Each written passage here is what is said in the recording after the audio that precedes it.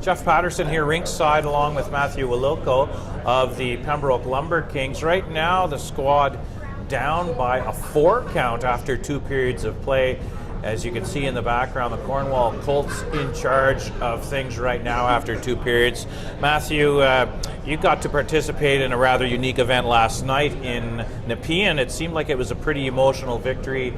Talk about the environment in Shawville. It's a little different, right? Yeah, you could definitely tell right from the get-go, even in warm-up, that the people were really gathering there. You knew it was going to be a game full of emotion for both teams with the kids there and stuff. So, you know, getting on them early was a big thing for us, and we were lucky to close it out late in the game.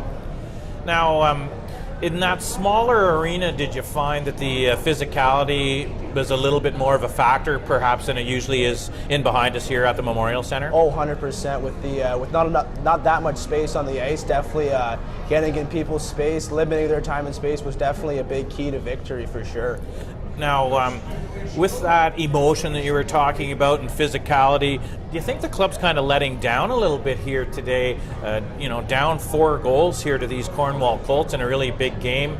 Do you think that might have something to do with a little bit of a lopsided issue on the scoreboard right now? Yeah, definitely with the back-to-back like this, there's no wonder that the boys don't seem to have their legs tonight like we usually do, but I think with the period remaining, anything can happen still in the game, so hopefully the boys can, catch some wind and get it done today. Now, your journey here is a unique one coming from minor hockey. Maybe you can give the viewers a little story of how your journey developed here to end up in Pembroke. Well, yes, I was actually approached last year. I played for the Midland Flyers of it's a Jr.A hockey club down back where I'm from Barrie, and it's definitely different for sure. I was approached by a scout named Dan Letters there mid-season, and he just, informed me about the storied franchise here in Pembroke, about what we've done, what the team's done in the past, and it all was history after that. It dragged me here, just felt like it was the right place to be for me. Right on. Now, on a little bit less serious note, as you can tell, I'm kind of an expert on flow or lack thereof. I see you're rocking a pretty good-looking Movember mustache deal as well, and you're the, I guess I'd call you the hair farmer of the Pembroke Lumber Kings. You got the flow going.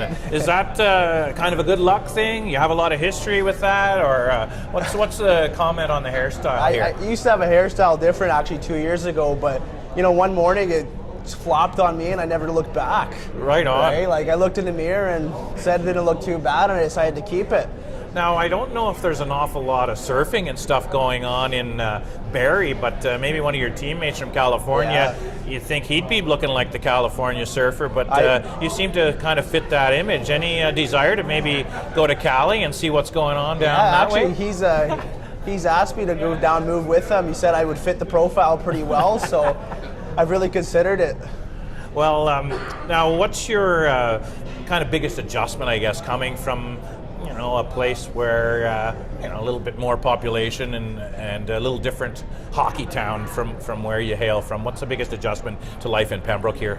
It's definitely a smaller type community. You can definitely tell that the whole city rallies around behind us and stuff like that. Something we have in Barrie too with the Barrie Colts, but you could definitely tell that it's more precious here to say. Now today you're in civvies, so you have an opportunity to kind of observe, check out what the other guys are doing. Mentally on a day off like you're having, and you haven't had too many obviously, what are you looking for during today's game?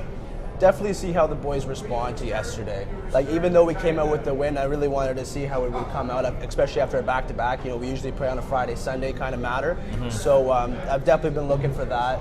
And so far, definitely not the outcome we wanted, but like I said, it's still not the end of the game. Well, I really want to thank you for doing this, rinkside stuff here between periods, and continued success this season. Thank you very much. That's Matthew Wililko of the Pembroke Lumber Kings. Kings down by a 4 count right now to the Cornwall Colts after 2 periods of play.